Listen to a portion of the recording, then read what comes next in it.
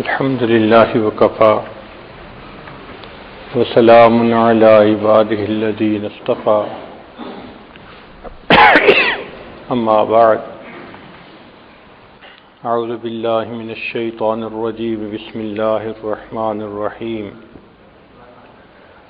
وَإِذْ أَخَذَ رَبُّكَ مِنْ بَنِي آدَمَ مِنْ ظُهُورِهِمْ ذُرِّيَّتَهُمْ وَأَشْهَدَهُمْ عَلَى أَنفُسِهِمْ أَلَسْتُ بِرَبِّكُمْ قَالُوا بَلَى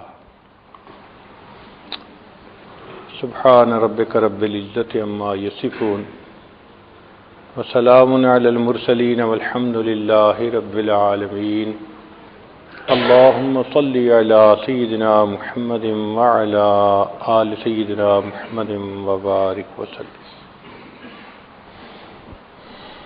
اللہ رب العزت نے انسانوں کے اس دنیا میں پیدا ہونے سے پہلے عالم ارواح میں آدم علیہ السلام کی پشت پر اپنی قدرت کا دایاں ہاتھ پھیرا،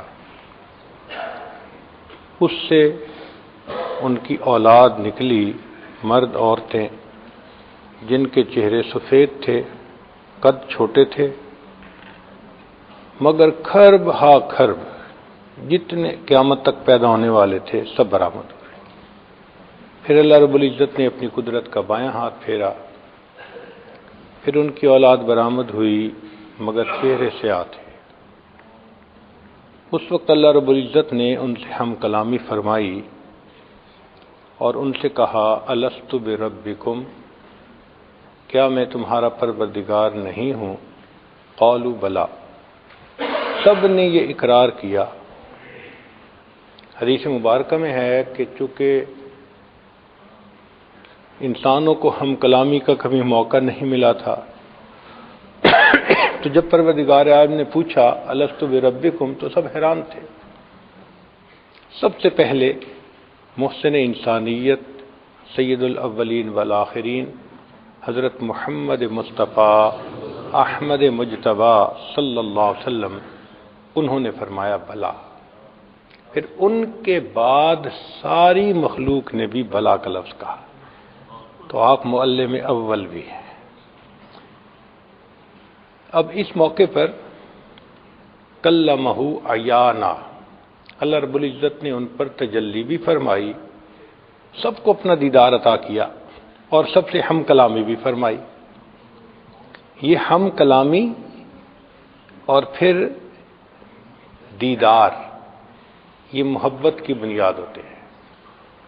شریعت کا حسن دیکھیے کہ شریعت نے کہا کہ اگر کسی وقت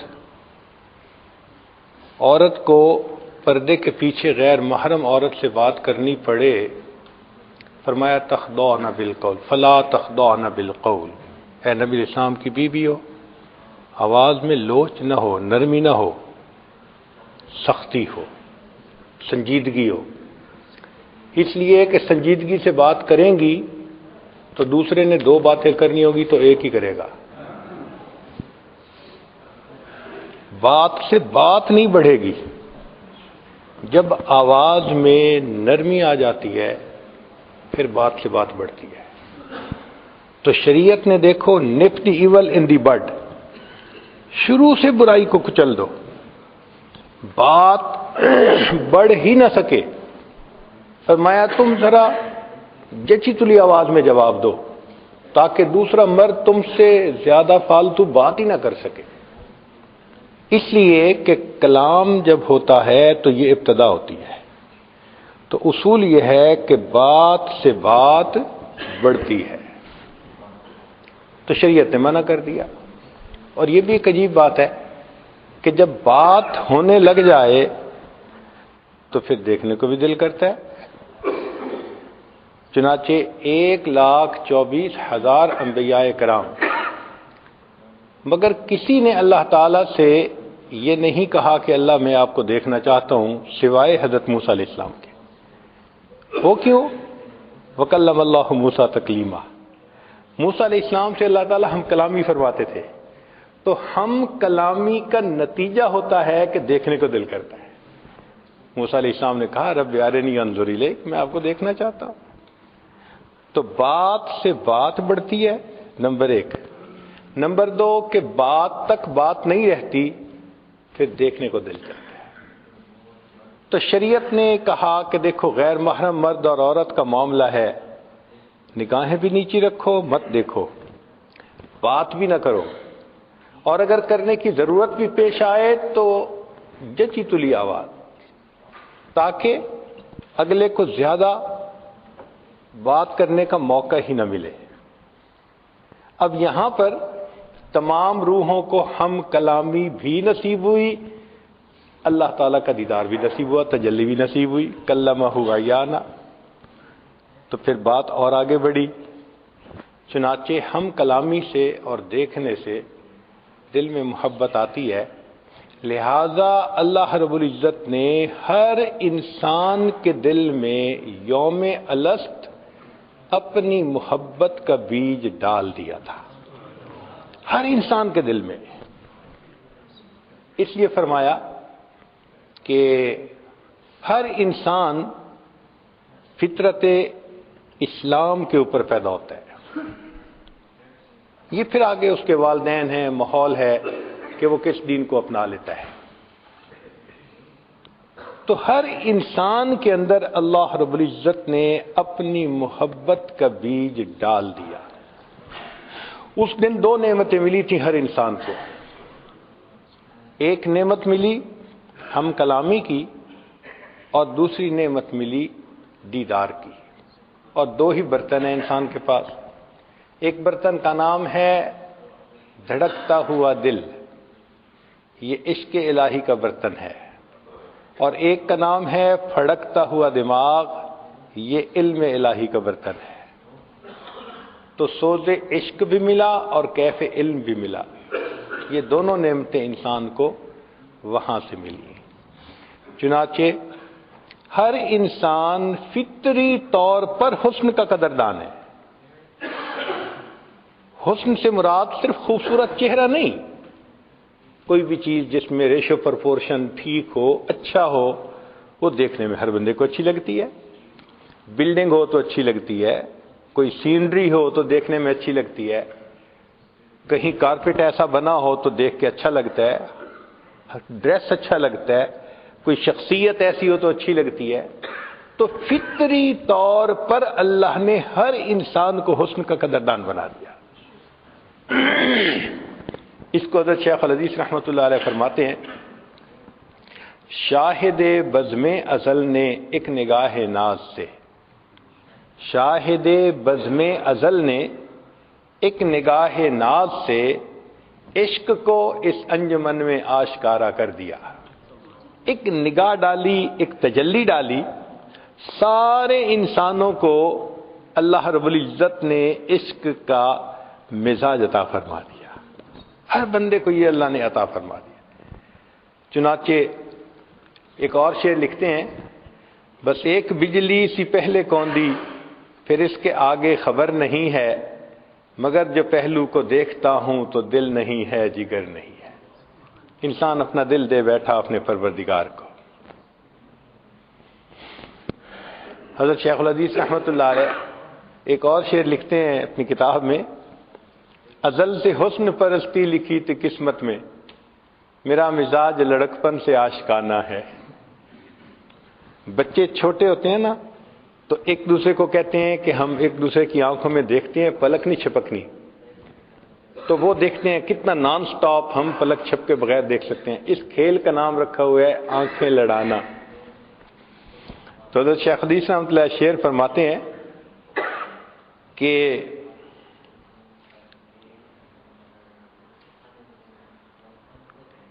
میری طفلی میں شان عشق بازی آشکارا تھی، یعنی بچپن میں ہی میری طفلی میں شان عشق بازی آشکارا تھی، اگر بچپن میں کھیلا کھیل تو آنکھیں لڑانے کا، کہ بچپن میں ہی آنکھیں لڑانے کا کھیل دیکھا۔ کہیں کونوں مقام میں جو نہ رکھی جا سکی اے دل، غضب دیکھا وہ چنگاری میری مٹی میں شامل کی۔ انسان کو جو فضیلت ملی وہ اس سوز عشق کی وجہ ملی۔ آپ غور فرمائیے کہ فرشتوں میں عبادت کی صلاحیت ہے، مگر عشق الہی کی پڑیا ان کے پاس نہیں ہے. یہ فقط انسان کو حاصل ہے. انسان کے اندر محبت الہی کا جذبہ، ولولہ، درد محبت ہوتی ہے. یہ اللہ کے لیے اداس ہوتا ہے، اللہ کے نام پر سب کچھ قربان کرنے کے لیے تیار ہوتا ہے. یہ صفت اللہ نے فقط انسان کو عطا فرمائی. فرشتوں میں یہ صفت نہیں ہے. وہ تو فرما بردار بندے ہیں. لا یعصون اللہ ما امرہم ویفعلون ما یؤمرون. روبوٹ جیسے کام کر رہے ہوتے ہیں، اللہ کے حکم پر وہ کام میں لگے ہوئے ہوتے ہیں. یہ محبت کا جذبہ، عشق کا جذبہ، یہ اللہ نے فقط انسان کو عطا فرمایا. چنانچہ یہ محبت ایک وجدانی کیفیت ہے. ہر انسان کو اپنی زندگی میں عشق سے واسطہ پڑتا ہے. ہر انسان کو اپنی زندگی میں عشق سے واسطہ پڑتا ہے. یہ الگ بات ہے خالق کا ہو یا مخلوق کا ہو. خالق کے عشق سے مراد وہ تمام محبتیں جو شریعت کے مطابق ہیں. اللہ کی محبت، نبی علیہ السلام کی محبت، صحابہ کی، اولیاء کی، ماں باپ، میاں بیوی، یہ تمام محبتیں جو شریعت میں جائز ہیں ان کو اللہ کی محبت کہتے ہیں. اور جو دائرہ شریعت سے ہٹ کر ہیں، نفسانی، شیطانی، شہوانی، ان کو مخلوق کی محبت کہتے ہیں. تو واسطہ تو ہر بندے کو پڑتا ہے. دل بہر محبت ہے، محبت یہ کرے گا، لاکھ اس کو بچا تو یہ کسی پر تو مرے گا. پتھر سے ہو، خدا سے ہو یا پھر کسی سے ہو، آتا نہیں ہے چین محبت کیے بغیر. اس کی مثال یوں سمجھ لیجئے کہ یا تو کمرے کے اندر روشنی ہوگی، اگر روشنی نہ ہوئی تو اندھیرا ضرور ہوگا. اسی طرح یا تو انسان کے دل میں اللہ رب العزت کی محبت کی روشنی ہوگی، اگر وہ نہ ہوئی تو مخلوق کی محبت کا اندھیرا ضرور ہوگا. کوئی بندہ یہ نہیں کہہ سکتا کہ میرے دل میں تو کسی کا عشق ہے ہی نہیں. ہاں، اس کا فطری طور پر اس کا مادہ فطری طور پر ہر انسان کے خمیر میں رکھ دیا. جب ماحول مناسب ملتا ہے تو پھر وہ پھلتا پھولتا ہے. جیسے بیج ہوتا ہے نا، بیج کو مناسب زمین مل جائے، ماحول مل جائے تو درخت بن جاتا ہے، پھل پھول دیتا ہے. مناسب ماحول نہ ملے تو بیج الٹا مر جاتا ہے. اسی طرح محبت کا لفظ حبہ سے بنا ہے، اور حبہ عربی میں دانے کو کہتے ہیں. یہ دانے ہیں. اس کو اگر نیکی کا ماحول مل جائے تو انسان کے اندر اللہ کی محبت کا بیج وہ پھر پھل پھول دینے شروع کر دیتا ہے، نیکیوں کے اعمال ظاہر کرتا ہے. اور اگر ماحول مناسب نہ ملے تو یہ پھر بیج مر جاتا ہے. چنانچہ سمندر کے اندر جب چاند کی پہلی تاریخ ہوتی ہے تو سمندر بالکل کام اینڈ کوائٹ ہوتا ہے، کوئی لہریں نہیں ہوتی. لیکن جب 14ویں کا چاند ہوتا ہے نا تو مد الجزر ہوتی ہے، ہائی ٹائیڈ اس کو کہتے ہیں. حتیٰ کہ اس کے باقاعدہ سکیجول بنے ہوئے ہیں، اور جو بحری جہاز چلتے ہیں وہ اس کا خیال رکھ کے چلتے ہیں کہ ایسا نہ ہو کہ کہیں ہائی ٹائیڈ میں جہاز کسی ایکسیڈنٹ کا شکار نہ ہو جائے، ڈوب جاتے ہیں جہاز. تو دیکھیے جب چاند پوری آب و تاب پہ ہوتا ہے تو سمندر کا پانی اچھلتا ہے. کیوں اچھلتا ہے؟ اس کی لہریں ہوتی ہیں، مقناطیسی لہریں، اس کی گریویٹیشنل فورس ہوتی ہے، وہ کھینچتی ہے. تو جس طرح چاند کی مقناطیسی لہریں سمندر کے پانی کو اپنی طرف متوجہ کرتی ہیں، اسی طرح اگر چاند سامنے ہو یا چاند جیسی کوئی صورت سامنے ہو تو بندے کے دل میں بھی پھر محبت کی لہریں اٹھتی ہیں. اب یہاں سے ایک اشکال کا پتہ چلا کہ ایک صحابی تھے سیدنا حذیفہ رضی اللہ تعالیٰ. ایک دن اپنے گھر میں تھے، کہنے لگے نافق حنظلہ، حنظلہ منافق ہو گیا، اور یہ کہتے ہوئے نبی اسلام کی خدمت میں چل پڑے. راستے میں صدیق اکبر نہ ملے، پوچھا کیا حال ہے؟ کہنے لگے نافق حنظلہ. بھائی کیوں؟ کہ جو نبی علیہ الصلوۃ والسلام کی مبارک صحبت میں دل کی کیفیت ہوتی ہے، گھر جاتے ہیں تو وہ نہیں ہوتی، تو یہ تو منافقت ہے، یہ تو درنگی ہے. تو صدیق اکرم کہنے لگے کہ ہاں یہ تو ہمارے ساتھ بھی ہوتا ہے، اور پوچھتے ہیں۔ چنانچہ نبی علیہ السلام کی خدمت میں حاضر ہوئے، اے اللہ کے حبیب صلی اللہ علیہ وسلم ہمارے ساتھ یہ معاملہ۔ نبی علیہ السلام نے فرمایا، حذیفہ جو کیفیت میری صحبت میں تمہارے دل کی ہوتی ہے، اگر ہر وقت رہے تو فرشتے راستہ چلتے تم سے مصافحہ کرنے لگ جائیں۔ یہ تو گاہے گاہے کہیں کہیں ہوتی ہے۔ تو یہاں تک تو بات سمجھ آ گئی۔ اب علماء نے لکھا کہ دیکھیں صحابہ رضوان کی کیفیت میں کوئی فرق نہیں تھا کہ وہاں محبت زیادہ تھی، گھر آ کے محبت کم تھی۔ فرق یہ تھا کہ جب نبی علیہ السلام کی صحبت میں جاتے تھے تو وہاں حسن کا چاند سامنے ہوتا تھا، تو صحابہ کے دل میں مد و جزر ہوتی تھی محبت کی، اور جب گھروں میں آ جاتے تھے تو جیسے پہلی تاریخ کو سمندر کام میں انکوائٹ ہوتا ہے، دل کی وہ کیفیت ہو جاتی تھی۔ یہیں سے ایک مسئلہ اور بھی واضح ہوا۔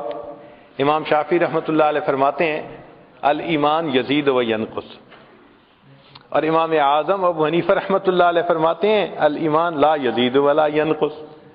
اب دونوں حضرات نے اپنے اپنے دلائل دیے۔ امام شافعی رحمۃ اللہ فرماتے ہیں کہ اس کی کمیت بڑھتی بھی ہے، گھٹتی بھی ہے، اور اس پہ انہوں نے دلائل دیے ہیں۔ امام اعظم رحمۃ اللہ نے فرمایا نہیں، مقدار وہی رہتی ہے، اس کی کیفیت گھٹتی بڑھتی ہے۔ چنانچہ امام اعظم رحمۃ اللہ علیہ کی جو بات تھی اس کو علماء نے کہا کہ وہ زیادہ ٹھوس تھی، اضبط تھی مضبوط کی بجائے، اور اس کی بھی یہی دلیل تھی کہ امام صاحب کہتے ہیں کہ جس طرح سمندر کا پانی پہلی تاریخ کو بھی مقدار میں اتنا ہی ہوتا ہے اور 14 تاریخ کو بھی مقدار میں صرف مد و جزر کا فرق ہوتا ہے۔ یہی ایمان کی کمی بیشی ہے کہ انسان اپنی ایمان کی کیفیت میں کبھی کمی اور بیشی محسوس کر رہا ہوتا ہے، مقدار میں کمی بیشی نہیں ہوتی، وہ وہی ہوتی ہے۔ اس لیے شریعت نے کہا کہ تم اپنی نگاہوں کی حفاظت کرو۔ جو نگاہوں کی حفاظت کرے گا یقیناً وہ پاک دامنی کی زندگی گزارے گا۔ جس کی نظر محفوظ نہیں ہوگی وہ پاک دامنی کی زندگی نہیں گزار سکے گا۔ امام اعظم امام ربانی مجدد ثانی رحمۃ اللہ نے لکھا ہے کہ آنکھ کا دیکھنا ابتدا ہے اور پھر زنا کا ارتکاب یہ اس کی انتہا ہے۔ جو انتہا سے بچنا چاہتا ہے اسے ابتدا سے بچنا پڑے گا، نہیں بچے گا تو پھر انتہا تک بھی پہنچ جائے گا۔ اس لیے فرمایا قل للمؤمنین یغضوا من ابصارہم، ایمان والوں سے کہو اپنی نگاہوں کو نیچا رکھیں۔ اس پر کسی شاعر نے شعر کہا کہ جس غذا میں بھی ہو نمک شامل واجب الاحتیاط ہوتی ہے۔ بعض غذائیں ہوتی ہیں نا ان میں نمک ہوتا ہے، تو نمک ہونے کی وجہ سے وہ بلڈ پریشر والے بندے کو نقصان دیتی ہیں، ہائی بلڈ پریشر کر دیتی ہیں، تو ڈاکٹر لوگ کہتے ہیں کہ بھئی آپ سالٹ استعمال نہ کریں۔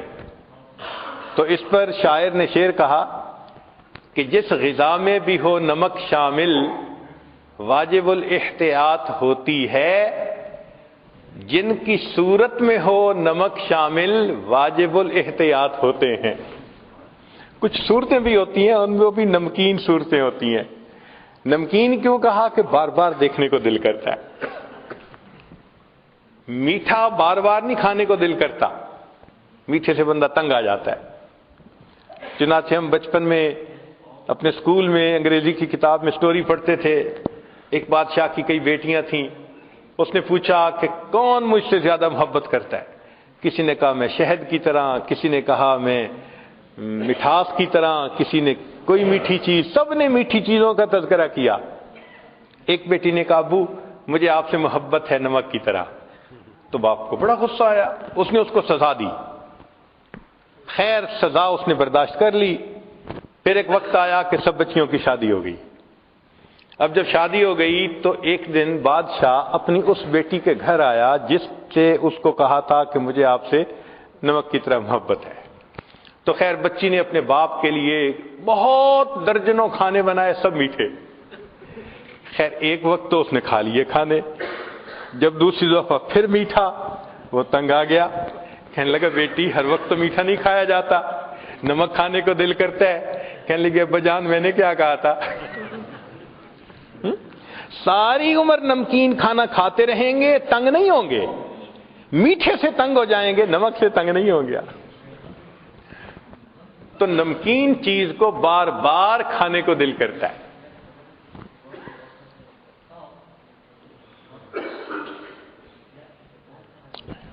اس لیے اس دنیا میں ہر انسان کے دل میں اللہ رب العزت کے ساتھ محبت ہوتی ہے، صرف ماحول ملنے کی بات ہوتی ہے۔ آپ دیکھیں کوئی بہت ہی گناہگار انسان ہو، گناہوں میں لتھڑا ہوا، اس کو بھی ذرا نیکی کے ماحول میں آپ لے کے آئیں، آپ دیکھیں اس کے اندر اللہ کی محبت کا جذبہ بیدار ہونا شروع ہو جائے گا۔ اس لیے نبی علیہ السلام نے فرمایا خیارکم فی الجاہلیت خیارکم فی الاسلام اذا فقہوا، کہ جو تم میں سے بدکاری میں آگے بڑھے ہوئے تھے جاہلیت میں، نیکی پر آئیں گے تم سے آگے بڑھ جائیں گے جب وہ سمجھ پا جائیں گے۔ تو جذبہ تو اندر ہوتا ہے نا بندے کے، تو یہ محبت کا جذبہ اللہ رب العزت نے ہر بندے کے دل میں رکھا، صرف اس کو مناسب ماحول ملنے کی ضرورت ہوتی ہے۔ چنانچہ اس کائنات میں جتنا اللہ رب العزت کو چاہا گیا، جتنا اللہ تعالی سے محبت کی گئی، جتنا ٹوٹ کے اللہ سے پیار کیا گیا، جتنا تنہائیوں میں اللہ کو یاد کر کے آنسو بہائے گئے، جتنا راتوں کو اللہ کو پکارا گیا یا اللہ کے لیے انسان اداس ہوا، کوئی دوسری ہستی ایسی نہیں کہ جس سے اتنی محبت کی گئی ہو۔ یہ فقط اللہ کی شان ہے۔ ہم ہوئے، تم ہوئے کہ میر ہوئے، اس کی زلفوں کے سب اسیر ہوئے، سب اللہ کے چاہنے والے۔ نداں نما گل خنداں چ رنگ بو دارد، کہ مرغ ہر چمنے گفتگوئے او دارد۔ میں نہیں جانتا کہ اس مسکرانے والے پھول کی رنگ اور خوشبو کیسی ہے کہ باغ کے ہر پرندے کو میں نے اسی پھول کی گفتگو کرتے ہوئے سنا ہے۔ تو اللہ رب العزت کا بھی یہی معاملہ، جتنے آپ سب حضرات یہاں آئے بیٹھے ہیں، اللہ کی محبت آپ کو کھینچ کے لائی ہے، ہر بندے کے دل میں ہوتی تو ہے نا، ہاں کم یا زیادہ یہ الگ چیز ہے۔ اب دیکھیے پانی، اگر آپ گرمی کے موسم میں ٹیپ واٹر کو لیں، آپ کہیں گے جی ٹھنڈا پانی ہے، مجھے گرم چاہیے۔ اب عام حالات میں برف کے بغیر تھا تو اس کو گرم کہا، پھر ایک وہ بھی پانی گرم ہوتا ہے جس سے ہاتھ دھلواتے ہیں، نیم گرم، اور ایک چائے کے لیے بھی کھولتا ہوا پانی گرم۔ تو تینوں کے لیے لفظ تو گرم کا استعمال ہوا، مگر ایک کم گرم تھا، ایک درمیانہ گرم تھا، ایک زیادہ گرم تھا۔ اسی طرح محبت ہر ایمان والے کے دل میں اللہ کی ہوتی ہے، جس نے بھی کلمہ پڑھا اس کے دل میں اللہ کی محبت موجود ہے۔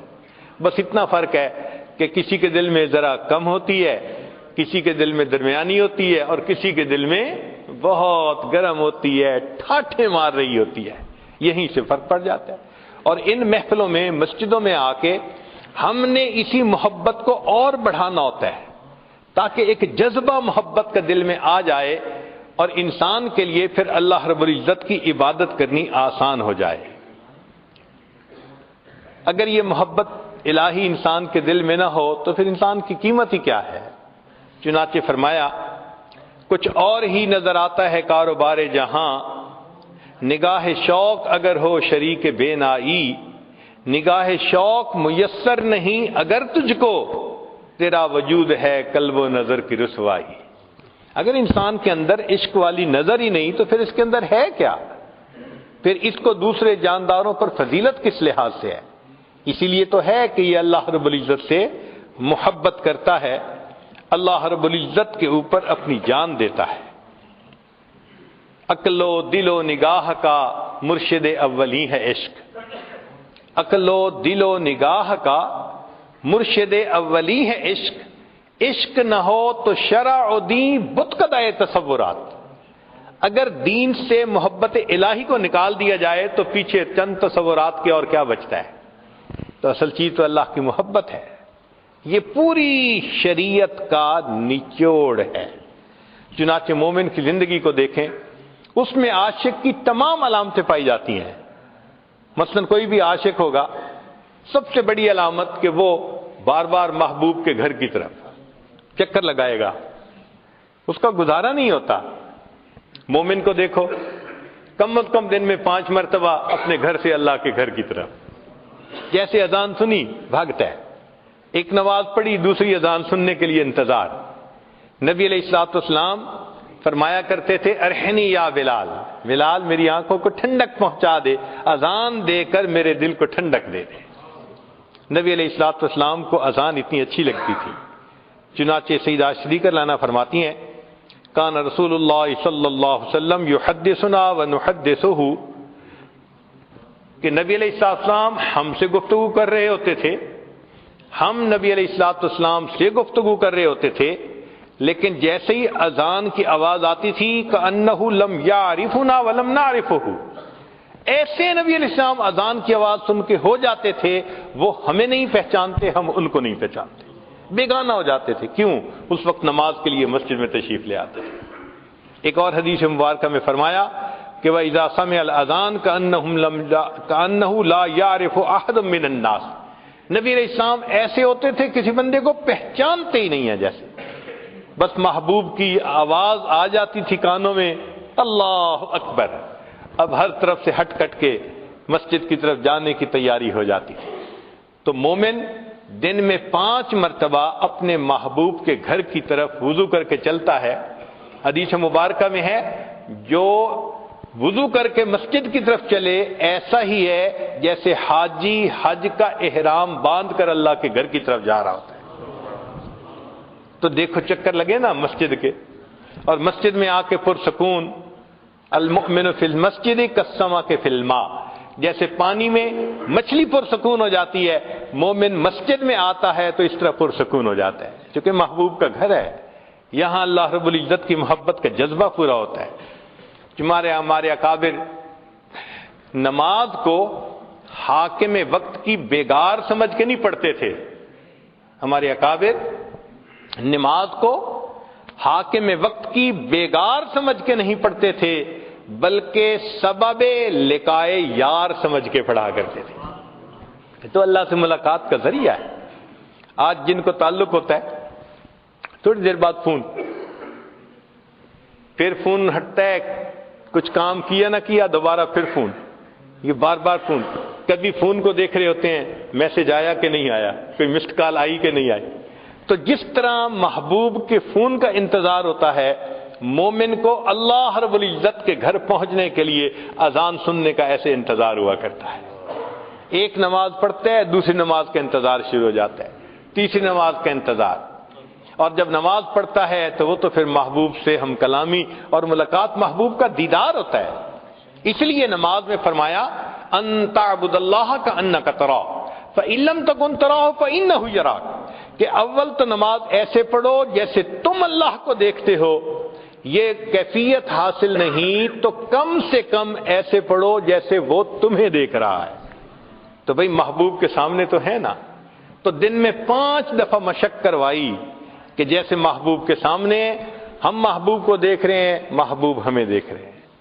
5 مرتبہ اس مشق کو کر کے بھی انسان کا دل نہیں بھرتا، دل چاہتا ہے کہ اور زیادہ کے لیے پھر وہ نفلوں کو بہانہ بنا لیتے ہیں۔ چنانچہ کبھی تحیۃ الوضو، تحیۃ المسجد، کبھی اشراق، کبھی صلاۃ الضحیٰ، کبھی اوابین، کبھی تہجد، یہ تمام نوافل اصل میں محبت کے اس جذبے کو پورا کرنے کا ذریعہ ہوتے ہیں۔ ہم لوگ نوافل پڑھتے ہیں ثواب کی وجہ سے، بھئی اشراق پڑھ لو 1 حج 1 عمرے کا ثواب ملے گا، تو ہم تو ثواب کی خاطر پڑھتے ہیں، لیکن جو اللہ والے ہوتے ہیں وہ صرف ثواب کو سامنے نہیں رکھتے، وہ تو اللہ کی محبت میں ڈوب کے اس کی عبادت کر رہے ہوتے ہیں۔ کسی نے کیا اچھی بات کہی، بندگی سے ہمیں تو مطلب ہے، بندگی سے ہمیں تو مطلب ہے، ہم ثواب و عذاب کیا جانیں، کس میں کتنا ثواب ملتا ہے، عشق والے حساب کیا جانے۔ محبت والوں کو کیا پتا کیا ثواب کتنا ہوتا ہے، وہ تو اللہ کی محبت میں پڑھ رہے ہوتے ہیں۔ حضرت شیخ عبد الواحد رحمۃ اللہ علیہ کے سامنے تذکرہ ہوا کہ جنت میں نماز نہیں ہوگی، وہ رونے لگ گئے۔ حضرت رو کیوں رہے ہیں؟ فرمانے لگے اگر جنت میں نماز نہیں ہوگی تو مزہ ہی کیا آئے گا؟ کتنا مزہ آتا ہوگا کہ فرماتے ہیں کہ جنت میں نماز نہیں ہوگی تو جنت میں مزہ ہی کیا آئے گا۔ مفتی حسن گنگوئی رحمۃ اللہ علیہ لمبا سجدہ کرتے تھے۔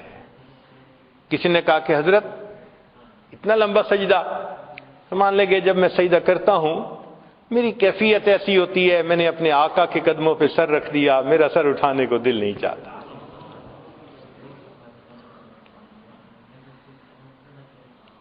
اللہ اکبر کبیرہ۔ تو جن کو نماز کی کیفیت حاصل ہوتی ہے وہ پھر نماز کو بہانہ بناتے ہیں اللہ رب العزت سے ملاقات کا۔ حضرت حاجی صاحب کے سامنے کسی نوجوان نے جنت کے تذکرے شروع کیے اور حور و قصور کی باتیں کی، خاموشی سے سنتے رہے۔ جب سب باتیں سن لی تو آخر پہ فرمانے لگے اگر قیامت کے دن مجھ پر اللہ کا فضل ہو گیا تو میں تو عرض کروں گا اللہ مجھے اپنے عرش کے نیچے مصلی کی جگہ عطا فرما دیجیے، مصلی کی جگہ عطا فرما دیجیے۔ نماز میں ایسا مزہ ملتا ہے ان لوگوں کو۔ اللہ اکبر کبیرہ۔ اسی لیے نماز اہتمام سے پڑھیں اور نوافل جہاں پڑھنے کا موقع ملے کبھی نہ چھوڑیں۔ نوافل جہاں پڑھنے کا موقع ملے اس کو نہ چھوڑیں۔ دو وجوہات ہیں، ایک تو یہ کہ معلوم نہیں کس جگہ کا کیا ہوا سجدہ میرے اللہ کو پسند آ جائے، ہم نہیں جانتے، تو کیا پتا کون سا سجدہ پسند آ جائے، اس لیے نفل کا موقع مل رہا ہے تو ضرور پڑھو، چھوڑنا نہیں چاہیے۔ اور دوسری بات یہ کہ جو نوکر ذاتی وقت میں مالک کا کام کرتا ہے نا تو مالک کو زیادہ پیارا لگتا ہے۔ دیکھیں ڈیوٹی میں تو ہر کوئی کام کرتا ہے۔ اب آپ کا اگر ایک خادم کہے او جی میں آتے ہوئے آپ کے لیے بڑا اچھا شہد مل رہا تھا، مجھے آدھا گھنٹہ لگا، میں شہد لے کے آیا ہوں، لو پورے دن کی ڈیوٹی سے وہ محبت دل میں نہیں آنی جو اس آدھے گھنٹے شہد لانے کی وجہ سے دل میں محبت آ جائے گی کہ اس نے ذاتی وقت میں میرا کام کیا۔ اس لیے ایک ہوتا ہے ضابطے سے لینا اور ایک ہوتا ہے رابطے سے لینا، دو باتیں ہوتی ہیں، ایک ہوتا ہے ضابطے سے لینا اور ایک ہوتا ہے ضابطے سے تو تھوڑا ہی ملا کرتا ہے، ضابطے کے مطابق ملتا ہے۔ مثال کے طور پہ آپ نے گھر میں ڈرائیور رکھا اور اس کی تنخواہ آپ نے متعین کر دی جی کہ آپ کو اتنی ملے گی، تو آپ ہر مہینے اس کو اتنی تنخواہ دے دیتے ہیں۔ ایک دن آپ نے دیکھا کہ وہ ڈرائیور بڑا پریشان، تو آپ پوچھتے ہیں کیا ہوا؟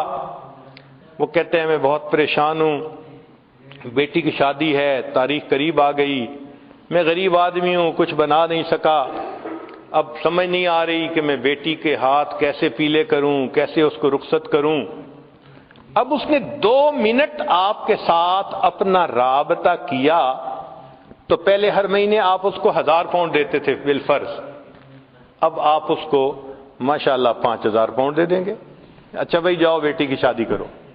اب 2-4 منٹ کی قیمت 5000 پاؤنڈ تو نہیں ہے نا، لیکن کیوں اس کو دے دیا؟ اس نے رابطہ کیا، تو رابطے سے جو ملتا ہے وہ بہت زیادہ ہوتا ہے۔ اب ایک مسئلہ یہاں سے اور سمجھ بھی آ گیا، بعض اوقات کہتے ہیں کہ جی 2 نفل اشراق کے پڑھنے سے ایک حج اور ایک عمرے کا ثواب، اور جی حج پہ تو بڑا وقت لگتا ہے، پیسہ لگتا ہے، فرض ہوتا ہے، تو حج اور عمرے کا ثواب 2 نفل پہ؟ جی ہاں، یہ ضابطے سے نہیں وہ بندہ لے رہا، یہ بندہ رابطے سے اللہ سے لے رہا ہے۔ ذاتی وقت ہے نا اس کا، کوئی فرض تو نہیں ہے نا اشراق کی نماز پڑھنا۔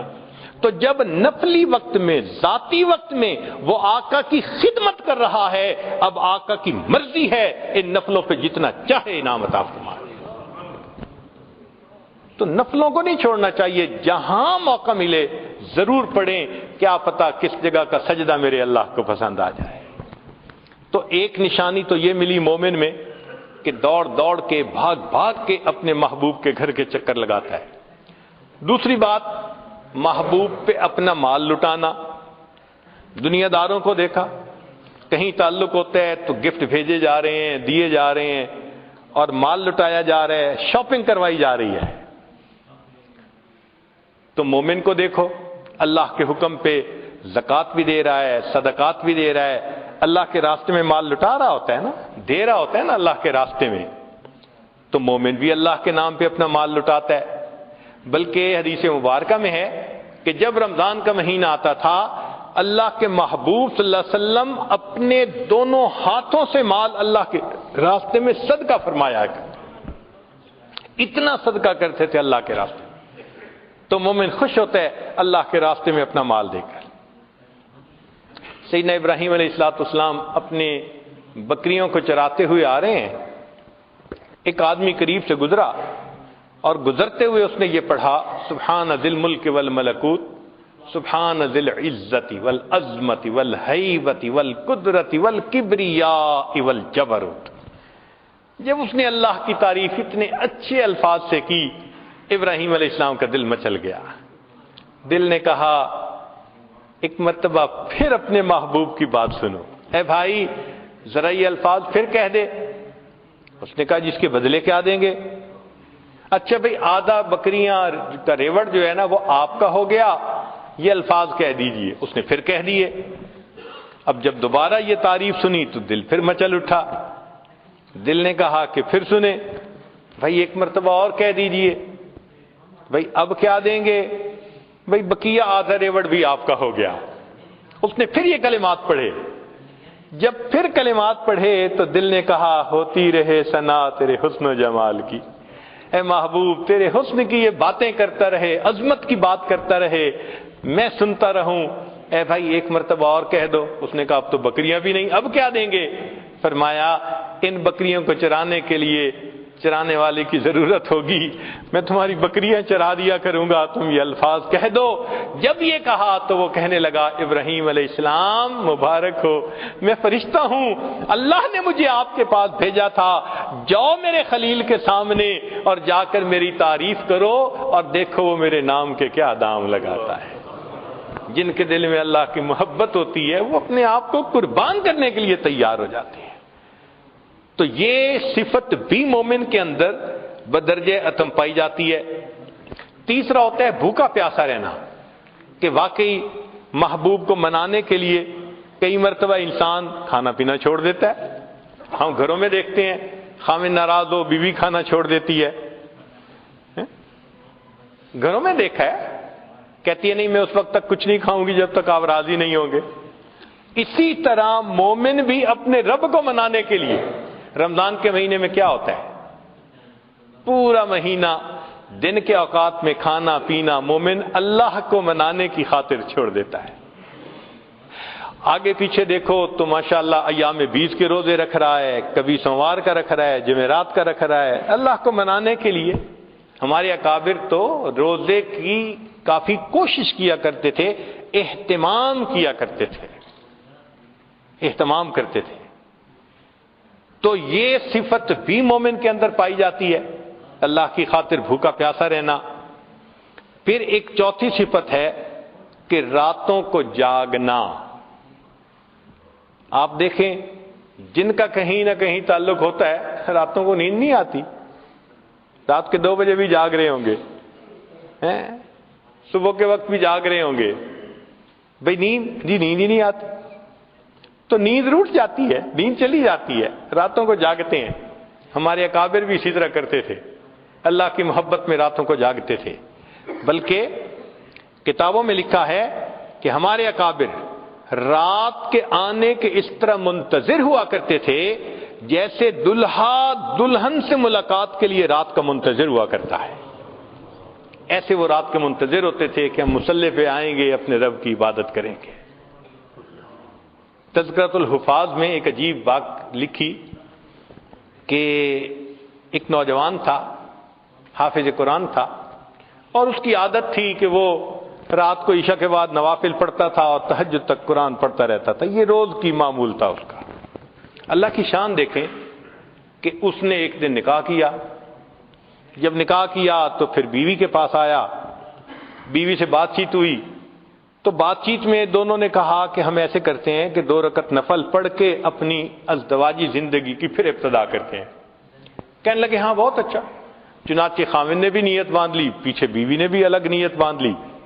اب بیوی نے تو جلدی سے 2 رکعت پڑھ لی, اور انہوں نے جو تلاوت شروع کی تو چونکہ ایک معمول تھا پوری زندگی کا, وہ قرآن پڑھتے رہے, انہیں خیال ہی نہ رہا کہ کوئی میرے انتظار میں ہے. جب معمول کے حساب سے سلام پھیرا تو بیوی کو بیٹھے دیکھا تو بیوی نے کہا آپ خود بھی تھکے اور آپ نے مجھے بھی تھکا دیا. تو کہنے لگی اچھا ابھی تو میں فجر پڑھنے جا رہا ہوں, فجر کے بعد آؤں گا تو پھر ملیں گے. یہ کہہ کے آ گئے, فجر کی نماز پڑھی, فجر میں دوستوں سے ملاقات ہو گئی. اب دوست تو پھر یار ہوتے ہیں نا, پوچھتے ہیں. کسی نے کہا سناؤ مہمان کو کیسے پایا, جھوٹ کا تو زمانہ نہیں تھا کہ جھوٹ بول کے کچھ کہہ دیتے. تو انہوں نے بتا دیا ابھی ملاقات نہیں ہوئی. تو کسی نے کہا تو کیسا مرد ہے, پہلی رات کہتے ہیں کہ بیوی سے ملاقات ہی نہیں ہوئی. تو جب انہوں نے تانا دیا تب اس نوجوان نے کہا کہ اللہ کی قسم میں نے 2 رکعت کی نیت باندھی تھی, قرآن کی لذت نے مجھے بات ہی بھلا دی کہ بیوی میرے انتظار میں بیٹھی ہوئی ہے. تو اللہ والے بھی اللہ کی خاطر راتوں کو جاگتے ہیں. مجھ کو نہ اپنا ہوش نہ دنیا کا ہوش ہے, بیٹھا ہوں مست ہو کے تمہارے جمال میں, تاروں سے پوچھ لو میری روداد زندگی, راتوں کو جاگتا ہوں تمہارے خیال میں. اللہ کی یاد میں راتوں کو جاگ رہے ہوتے ہیں. اللہ کے حبیب صلی اللہ علیہ وسلم بھی راتوں کو اسی طرح جاگتے. سیدہ صدیقہ عنہا فرماتی ہیں کہ نبی علیہ الصلوۃ والسلام تشریف لائے, میرے پاس لیٹ گئے.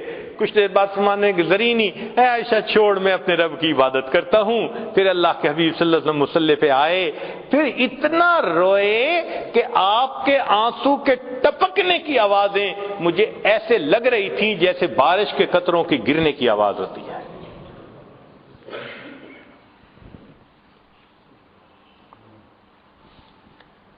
سیدنا ابن عمر رضی اللہ تعالیٰ عنہ کے گھر ایک مرتبہ نبی علیہ الصلوۃ والسلام بھی تشریف لائے, اور سیدہ حفصہ رضی اللہ تعالیٰ عنہ بھی تھی, ان کی بہن عمر لانو کی بیٹی.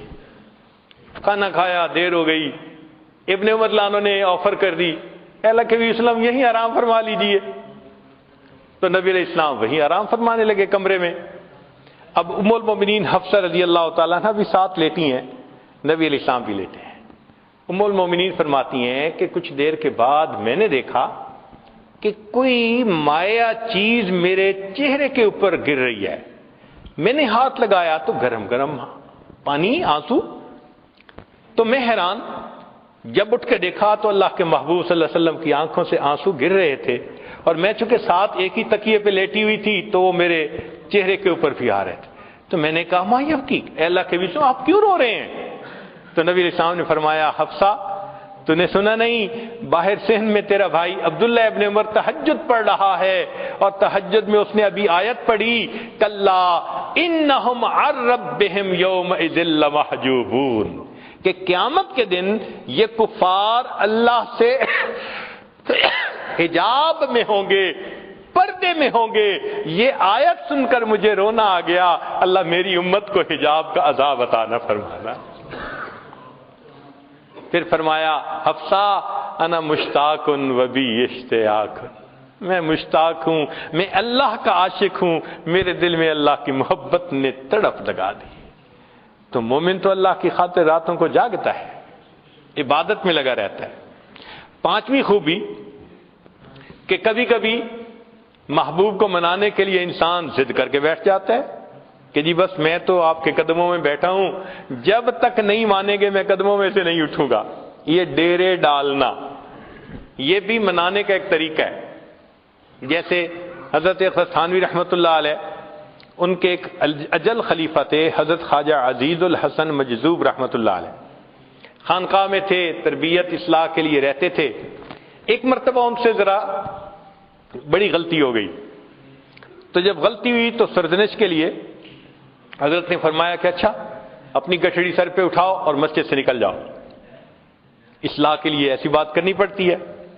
اب چونکہ تعمیل حکم کرنی تھی, انہوں نے اپنا بستر اٹھایا, مسجد سے تو باہر قدم رکھا مگر دروازے کے اوپر ہی بیٹھ گئے.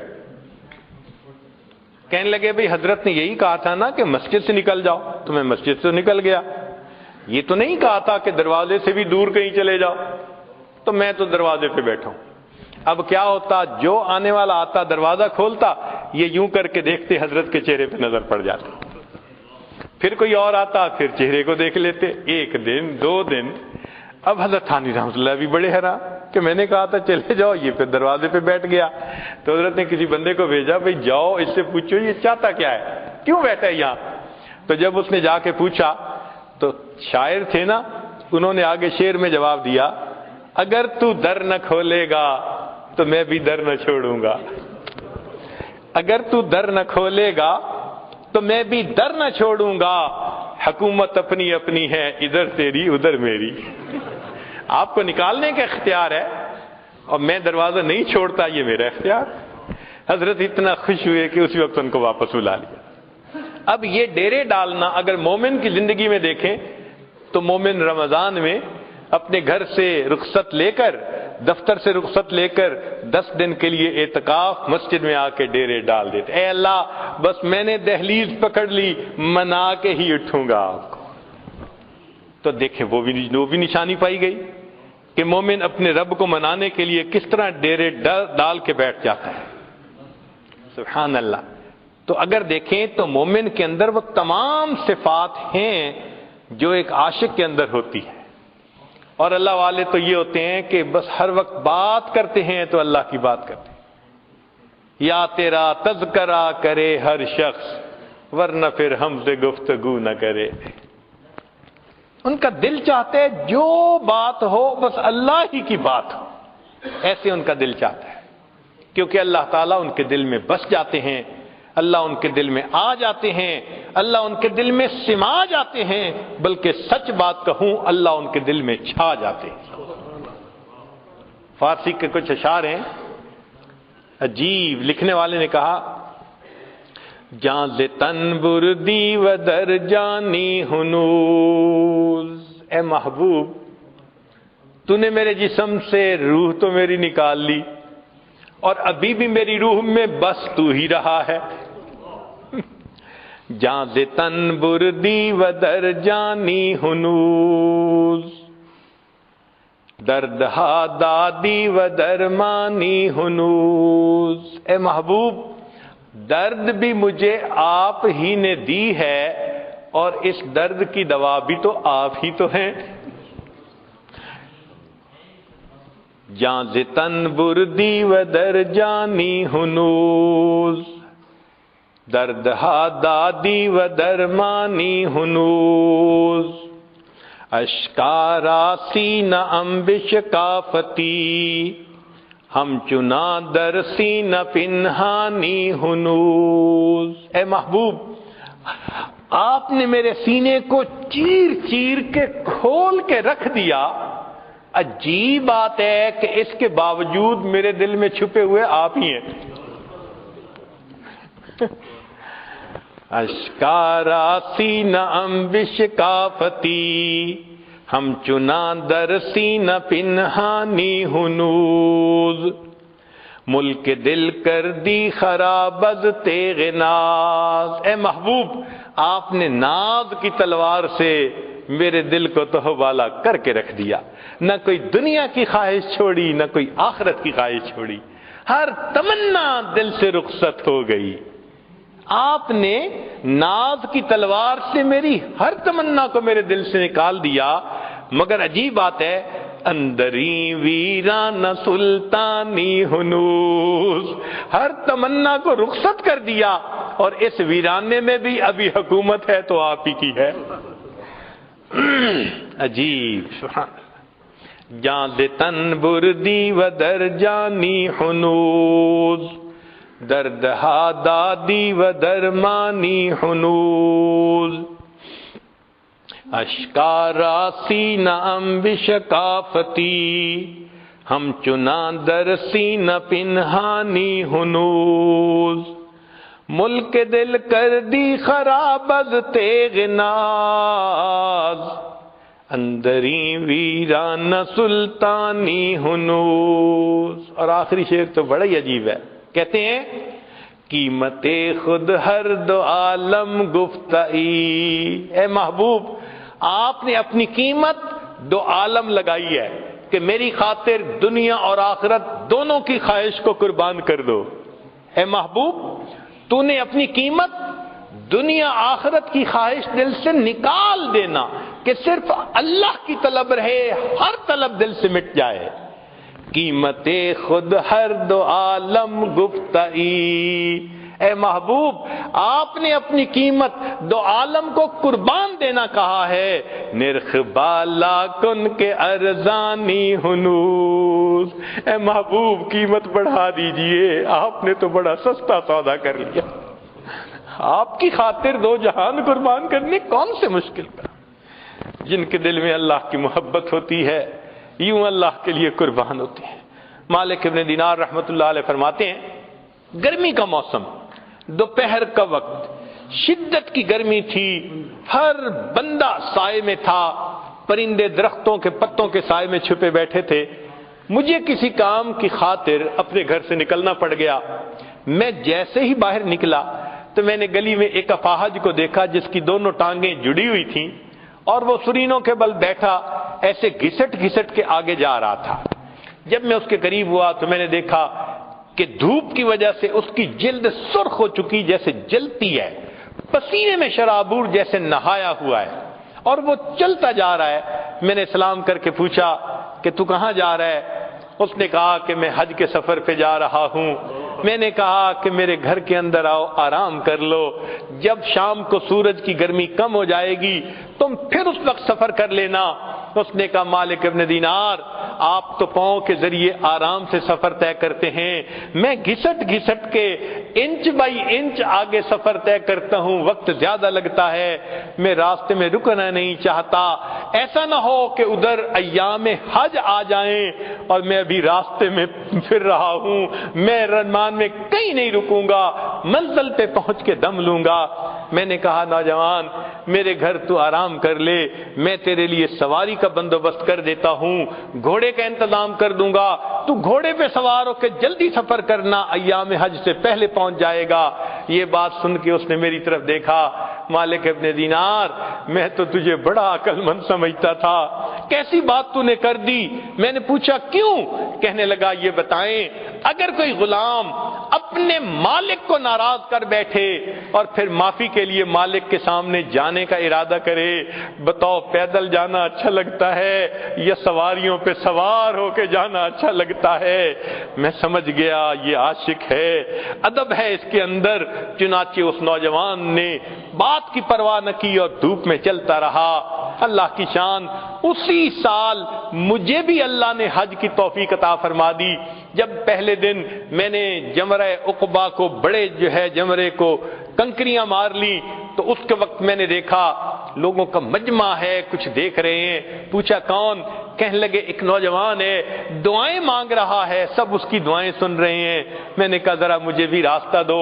اندر دیکھا وہی نوجوان میں نے دیکھا، احرام باندھا ہوا تھا، اللہ سے دعائیں مانگ رہا تھا، اللہ سب لوگ پاؤں پہ چل کے سواریوں پہ چل کے تیرے گھر کی طرف آئے، میرے مولا میں تو گھسٹ گھسٹ کے تیرے گھر کی طرف پہنچا، میں نے تیرے گھر کا طواف بھی کیا، اللہ میدان عرفات کا وقوف بھی کیا، مزدلفہ کا وقوف کیا، اللہ اب میں نے اس شیطان کو کنکریاں مار کے اپنی نفرت کا اظہار کر دیا، میرے مولا اب قربانی کا وقت ہے۔ یہ سارے لوگ صاحب استطاعت ہیں، یہ جائیں گے جا کے جانوروں کو قربان کریں گے، اللہ تو جانتا ہے میرے پاس احرام کے سوا کچھ نہیں، اللہ میں اپنی جان آپ کے نام پہ قربان کرنا چاہتا ہوں، اللہ مجھ سے جان کا نذرانہ لے لیجئے۔ یہ کہہ کے اس نوجوان نے کلمہ پڑھا اور وہیں پر فوت ہو گیا۔ جن کے دل میں اللہ کی محبت ہوتی ہے وہ تو اللہ کے نام پہ اپنی جانیں قربان کر دیتے ہیں۔ تو یہ اللہ کی محبت ہر انسان کے دل میں ہے، مگر اس کو بڑھانے کی ضرورت ہے۔ اللہ تعالی ہمیں بھی توفیق دے تاکہ ہم اس محبت کو بڑھائیں، ہمارے لیے پھر عبادت کرنا آسان، تلاوت کرنا آسان، نیکی کرنا آسان، گناہوں سے بچنا آسان۔ اللہ کی محبت ہر چیز کو آسان کر دیتی ہے۔ قاعدہ قانون ہے ان المحب لما یحب مطیع، محب جس سے محبت کرتا ہے پھر اس کی عبادت خدمت کرنا پھر آسان ہو جاتا ہے، عبادتیں کرنی آسان ہو جائیں گی۔ اللہ تعالی ہمیں اپنی یاد والی زندگی نصیب فرمائے۔ عربی کے کچھ اشعار ہیں، سن لیجئے، پھر یہ عاجز اپنی بات کو مکمل کر دیتا ہے۔ کسی نے کیا اچھی بات کہی، فرماتے ہیں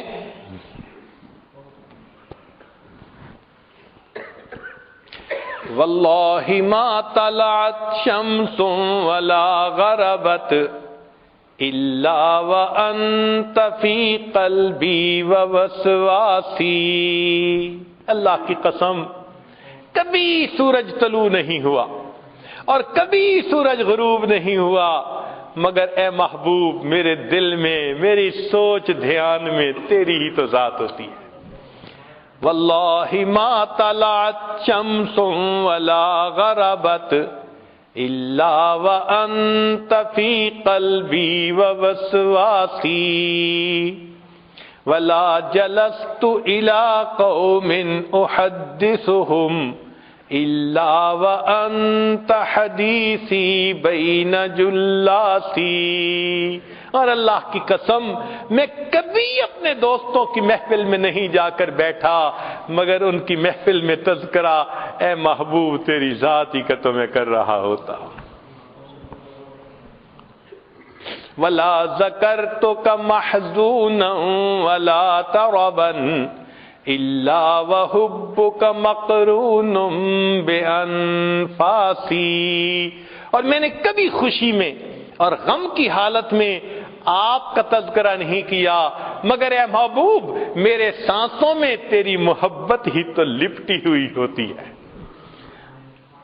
ولا ہممت بشرب الماء من عطش الا رأیت خیالا منک فی الکأس، اور اے محبوب میں نے کبھی شدت پیاس کے عالم میں پانی کا پیالہ نہیں پیا مگر اس حال میں کہ میں پیالے میں تیری تصویر ہی تو ڈھونڈ رہا ہوتا ہوں۔ فلو قدرت علی الاتیان زرتکم صحبا علی الوجہ او مشیا علی الرأس، اور اے محبوب اگر کبھی آپ کی طرف سے پیغام آ جائے کہ آؤ میرے دیدار کی خاطر تو اے محبوب میں اپنے رخسار اور اپنے سر کے بل چلتا ہوا آپ کی خدمت میں حاضر ہو جاؤں گا۔ تو جن کے دل میں اللہ کی محبت ہوتی ہے وہ تو پھر اللہ کے گھر اپنے سر کے بل چل کے جانے کو تیار ہوتے ہیں۔ اللہ ہمیں بھی اپنی ایسی محبت عطا فرمائے۔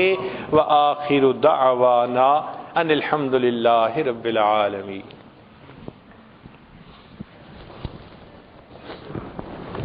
دعا سے پہلے بعض احباب نے پیغام بھیجا تھا کہ ہم توبہ کے کلمات پڑھیں گے، تو دل میں یہ نیت کر لیجئے ہم اپنی زندگی کے پچھلے سب گناہوں سے سچی پکی توبہ کر رہے ہیں، آئندہ نیکوکاری پرہیزگاری کی زندگی گزارنے کا دل میں ارادہ کر رہے ہیں۔ جیسی نیت ہوتی ہے ویسی مراد مل جاتی ہے۔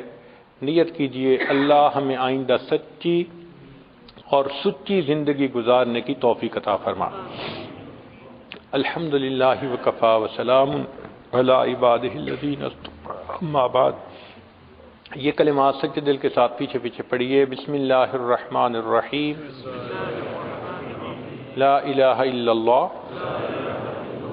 محمد الرسول اللہ، آمنت باللہ وملائکتہ وکتبہ ورسلہ والیوم الآخر والقدر خیرہ وشرہ من اللہ تعالی والبعث بعد الموت، آمنت باللہ کما ہوا باسمائہ وصفاتہ وقبلت جمیع احکامہ اقرار باللسان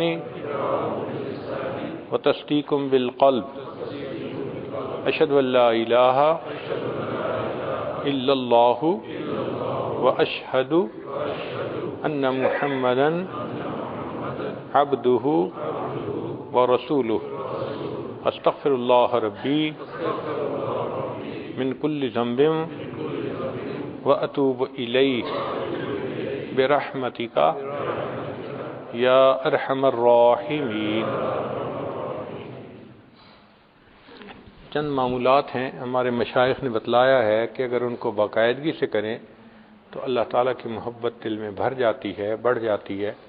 ایک ہے 100 مرتبہ استغفار صبح و شام پڑھنا، دوسرا ہے 100 مرتبہ درود شریف صبح و شام پڑھنا، تیسرا ہے قرآن مجید کی روزانہ تلاوت کرنا، ایک پارہ ہو تو بہت اچھا، مشکل ہو تو آدھا پارہ صحیح۔ چوتھا ہے چلتے پھرتے لیٹے بیٹھے ہر وقت دل میں اللہ کو یاد کرنا، الذین یذکرون اللہ قیاما وقعودا وعلی جنوبہم، اس کا مصداق بن جانا۔ اور پانچویں چیز ہے کہ اپنے دل میں اللہ کو یاد کرنا۔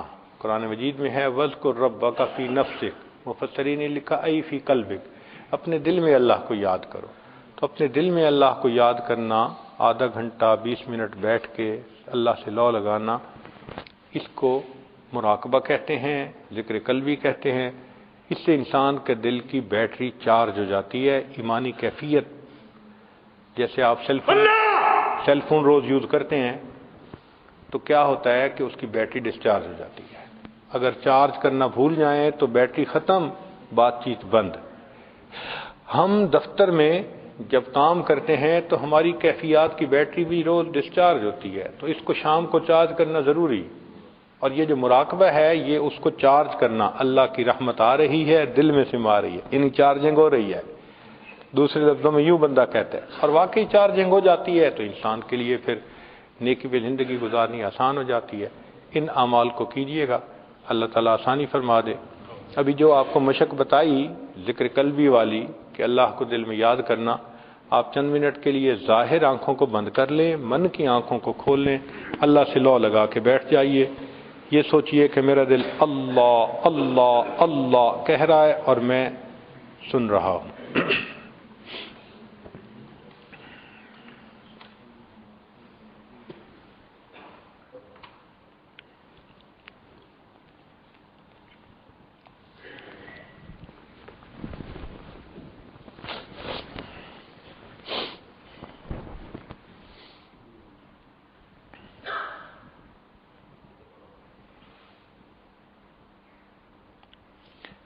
اپنے من میں ڈوب کر پا جا سراغ زندگی،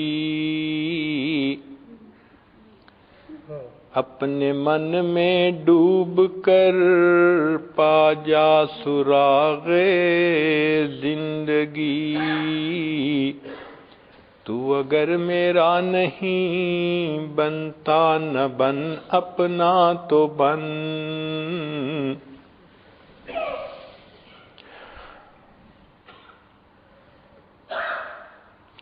من کی دنیا سوز و مستی جذب و شوق، تن کی دنیا سود و سودا مکر و فن، من کی دولت ہاتھ آتی ہے تو پھر جاتی نہیں، تن کی دولت چھاؤں ہے آتا ہے دھن جاتا ہے دھن،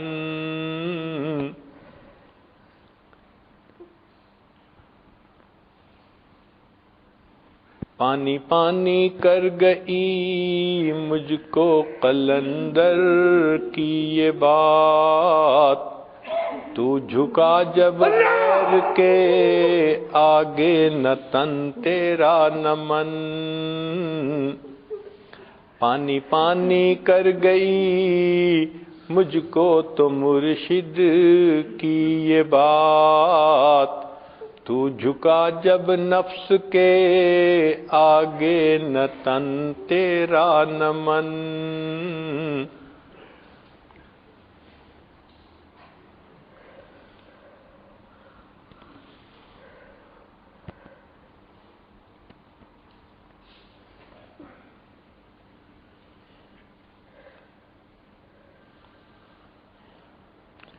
لا الہ الا اللہ محمد رسول اللہ سبحان ربی العظیم اللہم صلی علی سیدنا محمد وعلی آل سیدنا محمد وبارک وسلم۔ اے کریم آقا، ہم آپ کے عاجز مسکین بندے ہیں، ہمارے گناہوں کو معاف فرما، خطاؤں سے درگزر فرما، عیبوں کی پردہ پوشی فرما۔ اللہ ہماری نگاہوں کو پاک فرما، دلوں کو صاف فرما، سینوں کو اپنی محبت سے لبریز فرما، اپنے عشق کی آتش ہمارے سینوں میں پیدا فرما، ہمارے انگ انگ سے اپنے ذکر کو جاری فرما، روئیں روئیں سے اپنے ذکر کو جاری فرما، ہڈی ہڈی بوٹی بوٹی میں اپنی محبت کو پیدا فرما۔ اے کریم آقا، جو گناہ ہم نے دن میں کیے معاف فرما، جو راتوں میں کیے معاف فرما، جو محفل میں کیے معاف فرما، جو تنہائیوں میں کیے معاف فرما، جو ارادے سے کیے معاف فرما، جو بنا ارادے کے ہوئے معاف فرما، جو گناہ یاد ہیں وہ بھی معاف فرما، جو کر کے بھول گئے وہ گناہ بھی معاف فرما۔ اے اللہ، معصیت کی ذلت سے محفوظ فرما، ہمیں طاعات کی عزت نصیب فرما۔ اے اللہ، زندگی کے آخری حصے کو زندگی کا بہترین حصہ بنا، قیامت کے دن کو زندگی کا سب سے زیادہ خوشیوں بھرا دن بنا۔ اے اللہ، ہمیں علم حاصل ہونے کے بعد جہالت کے کاموں سے محفوظ فرما۔ اے اللہ، عزت ملنے کے بعد ذلت سے محفوظ فرما، ہدایت ملنے کے بعد گمراہی سے محفوظ فرما۔ اللہ، اپنے قرب کے بعد دوری سے محفوظ فرما۔ اللہ، دوستی کے رنگ میں دشمنی کرنے والوں سے بھی محفوظ فرما، نفس اور شیطان کے مکر و فریب سے محفوظ فرما۔ اللہ، ہمارے حال پر رحمت کی نظر فرما۔ اے اللہ، ہم آپ کی نافرمانی نہیں کرنا چاہتے، ہمارے نفس امارہ ہیں، شیطان بدبخت پیچھے لگا ہے۔ اللہ، ہمارے نفس کو نفس مطمئنہ بنا دیجیے۔ میرے مولا، ہم پر رحمت کی نظر فرمائیے۔ اللہ، آپ کے سامنے کوئی جھوٹ نہیں بول سکتا، ہماری حالت آپ جانتے ہیں۔ صبح توبہ کرتے ہیں، شام توڑ بیٹھتے ہیں، شام توبہ کرتے ہیں، صبح توڑ بیٹھتے ہیں، ایک قدم آگے بڑھنے لگتے ہیں، کئی قدم پیچھے پھسل جاتے ہیں۔ اے اللہ، مہربانی کر دیجئے۔ اللہ، جب بچہ چلتے چلتے تھک جاتا ہے، باپ کو کہتے ہیں ابو اٹھا لیجئے، باپ خود بھی تھکا ہو مگر بچے کو ضرور اٹھا لیتا ہے۔ اللہ، ہم اپنے نفس سے لڑتے لڑتے تھک گئے، اے مولا اب ہمارا رات اپنی رحمت سے پکڑ لیجئے۔ اللہ، ہمیں سہارا دے دیجئے۔ اے اللہ، ہمیں نفس کے مقابلے میں جیتنے کی توفیق عطا فرما دیجئے۔ اللہ، ہم پر رحمت کی نظر فرما۔ کریم آقا، ہماری ان دعاؤں کو اپنی رحمت سے قبول فرما۔ اللہ، آپ کے پیارے یوسف علیہ السلام کریم تھے، بھائیوں کو معاف کرتے ہوئے کہہ دیا تھا لا تثریب علیکم اليوم، آؤ جاؤ، آج تمہارے اوپر کوئی گناہ نہیں۔ اللہ، آپ کے پیارے حبیب صلی اللہ علیہ وسلم بھی کریم تھے، فتح مکہ کے دن انہوں نے قریش مکہ کو یہی الفاظ کہے تھے لا تثریب علیکم اليوم، جاؤ تمہارے اوپر کوئی قصور نہیں، معاف کر دیا۔ اللہ، آپ سب کریموں سے بڑے کریم ہیں اور آپ کو اپنی شان کریمی پہ بڑا ناز ہے۔ آپ نے قرآن مجید میں جگہ جگہ اس کے تذکرے کیے ہیں۔ اللہ، آج شان کریمی کا ظہور فرما دیجئے۔ آپ بھی اپنے بندوں کو کہہ دیجئے لا تثریب علیکم اليوم اذهبوا انتم الطلقاء۔ اے کریم آقا، آپ مہربانی کر دیجئے، اللہ معاف فرما دیجئے، اللہ قصوروں کو معاف کر دیجئے، اللہ آئندہ نیکوکاری کی زندگی عطا فرما دیجئے، گھروں کی پریشانیوں کو دور فرما، کام کاروبار کی پریشانیوں کو دور فرما، اٹکے کاموں کا ہونا آسان فرما، الجھے کاموں کو اپنی رحمت سے سلجھا۔